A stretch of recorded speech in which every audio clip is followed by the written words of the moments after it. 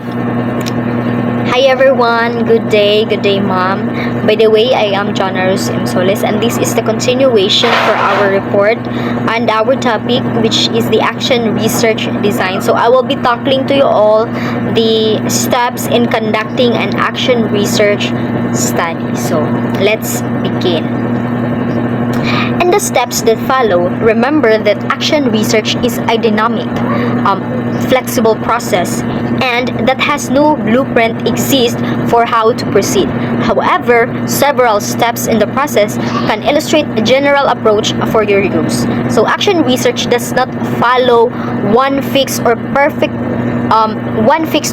set of instructions. So it is a flexible and changing process. So there is no single right way to do it. But even though it has no strict formula, there are common steps that can help guide you through the process.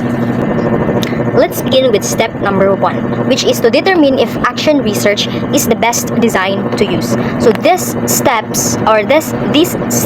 means checking if action research is the right method for your situation. So action research is used when you want to solve a real problem in your school, workplace, or community. So to do this, you need to have enough time to gather information, study the results, and try different solutions. So it also helps to have people to work with you. So we need people to work with us so that we can share ideas and check each other's findings. So you should also know the basic way to collect information, whether through numbers or observation, because you need this to create and test your plan for solving the problem. So step 2 is identify a problem to study. So this step means choosing a real practical problem that you want to fix. It can be a problem you experience at work, in school, or in your community. So after thinking about it, you write down the problem clearly or turn it into a question you want to answer. So action research does not always start with the problem alone. So some people begin it by choosing a topic they want to focus on and collecting information first, looking at the data, or creating an action plan. Any of this can be the starting point. So we have the step number 3, locate resources to help address the problem. So in this step, you look for information that can help you solve the problem. So this may include reading books or articles, checking existing data, and seeing what other people have done to fix the same issue. So you can also ask coworkers for advices or your co-researchers or classmates. So working with university staffs or knowledgeable people in the community can give you more support. So people who have done action research design before can also guide you as you work on your study. So we have step 4, identify information you will need. So this step is about planning how you will gather data. How will you gather the information of your study? So you need to decide who will give you the data, how many people you will include, and how you will get their cooperation. So if your study is for graduate project, so you may also need to submit a permission form to an office that checks if your data collections follow the rules. So the institutional review board, is that what they say? So you must also choose what kind of data you need. Is it quantitative, the numbers, the surveys, the scores, the qualitative, the stories, the interviews, observation, or both, the mixed method?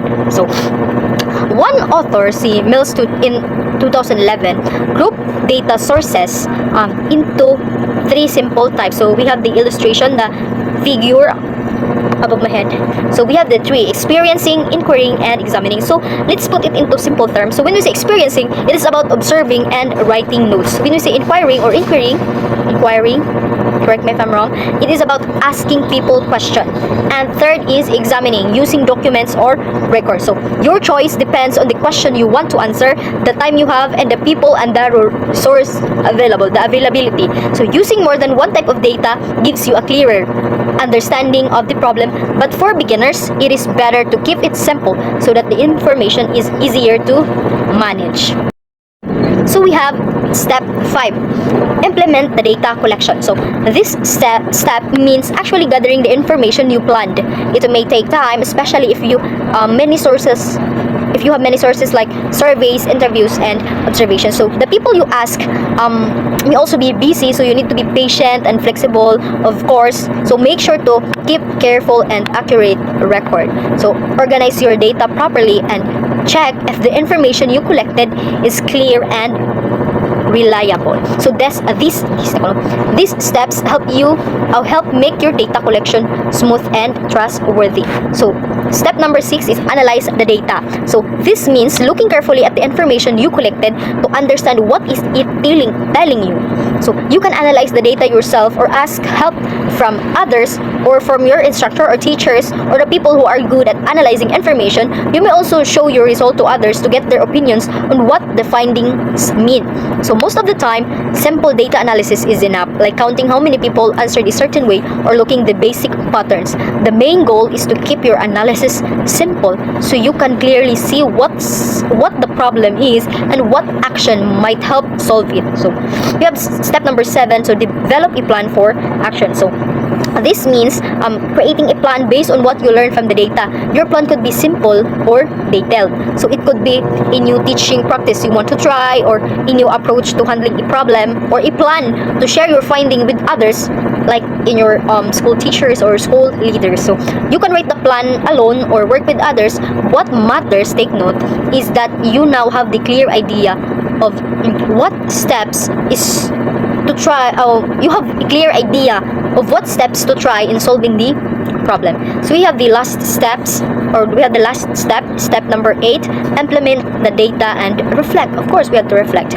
This step is when you actually try out your plan to see if it works. You test your idea and observe if it improves the situation or not. So to check this, you go back to your original question or the goal. If you see if your plan make a difference after trying it, reflect on what you learned. Share your experience with others, teachers, school groups, research, or community members. So sometimes the plan does not fully solve the problem, and that is okay. In that case, you may try a new idea and test it again. So that is why action research is a cycle. One project often leads to another.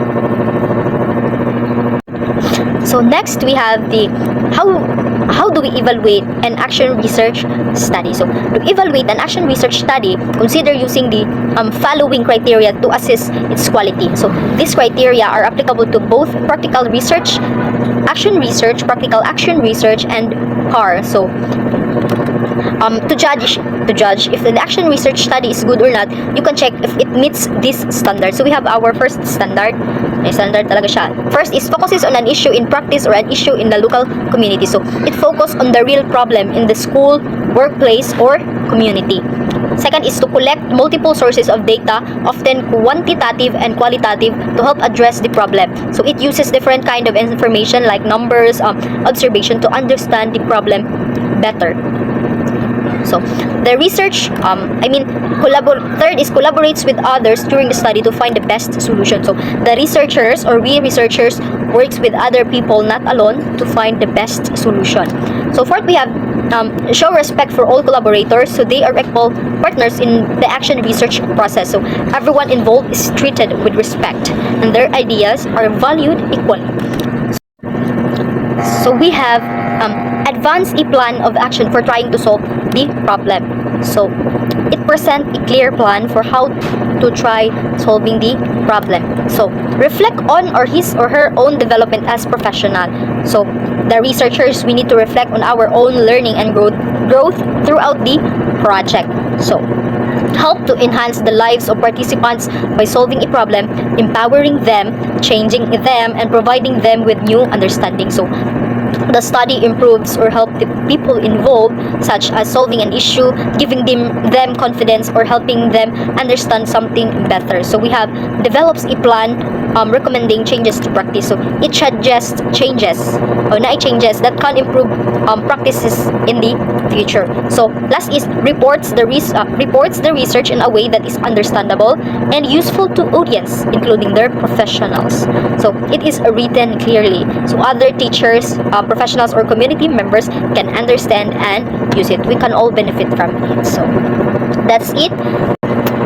In conclusion, Action research is a valuable approach in education that empowers teachers and communities to improve practices throughout reflection, collaboration, and informed action. It began in the 1930s and has evolved into a significant method for fostering school improvement and teacher development. So, action research can take two main forms: the practical action research, which focuses on solving local problems, and participatory action research, which emphasizes social transformation and empowerment.